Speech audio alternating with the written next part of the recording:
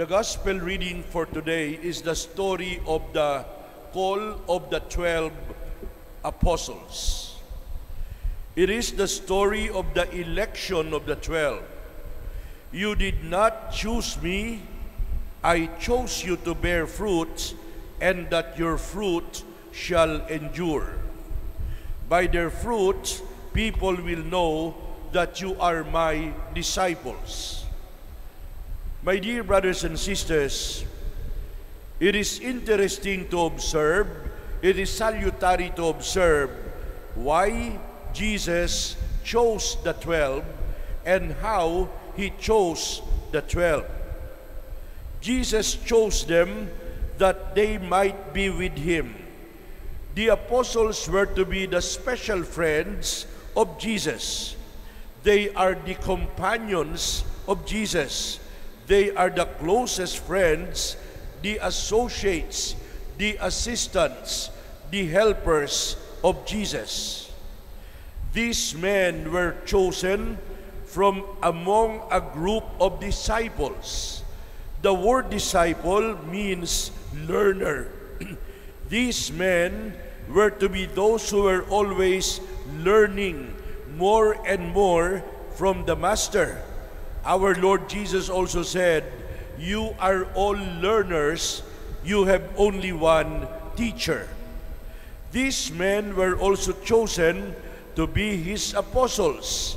The Greek word apostolos means somebody sent or somebody who is mission. The word can be used for an envoy or like an ambassador. That is why the apostles were the ambassadors of Christ to other people. And similarly, the Christian too is ever sent to be an ambassador of Christ, not only in word, but most especially in action. What kind of men were the original apostles of Jesus? How are we going to characterize them? They were very ordinary mortals. There was no wealthy one among them. Nobody was prominent. Nobody among the 12 was influential. They had no special education. Most of them were coming from the working class. They did not study in the best universities. They were men of the common folk. Jesus must have said, "Give me 12 ordinary men, and I will change the world. I will give them a work that is extraordinary." That is why the work of Jesus lies not in the hands of men whom the world calls great, but in the hands of people very ordinary like us. Interestingly, my dear brothers and sisters, the apostles were also a strange mixture of personalities. Because they were coming from different backgrounds, they exhibited different behaviors and different temperaments. Like our seminarians, they are not coming from one family. They did not proceed from the same parents. You come from different provinces and different cities. You did not come from the same backgrounds. And similarly, the apostles, the choice of the apostles is that they come from different backgrounds and different temperaments. And this is to emphasize the universal character of mission. That the church is missionary in nature, that the church is missionary in vocation, and the church is Catholic, meaning to say the church is universal.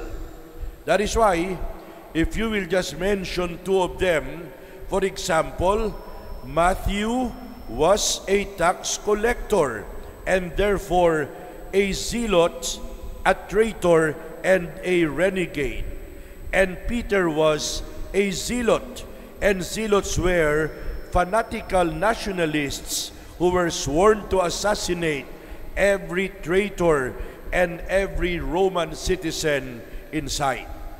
The important thing is that when people are really Christian in outlook, even in the most diverse, even in the most divergent types, they can live peaceably with one another.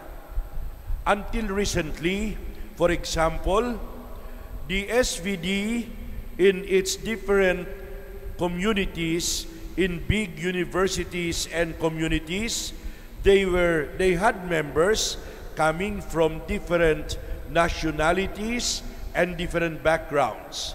There were Germans, there were Austrians, there were Dutchmen, there were Americans, Indonesians, Indians, Polish, Filipinos. And some people are wondering, how can you live peaceably with one another? You come from different nationalities. You come from different backgrounds. My dear brothers and sisters, it may not be easy to tolerate each other because of our individual differences, but the task will be made easier if Christ is always at the center. It is Christ who teaches us to be more patient, to be more accommodating, to be more friendly and tolerant, to be more understanding and forgiving to each other, in spite of our idiosyncrasies, in spite of our stupidity, in spite of our foolishness and our personal differences. If we really love God, we will also try to love one another. It may be difficult, but it is not impossible. Amen.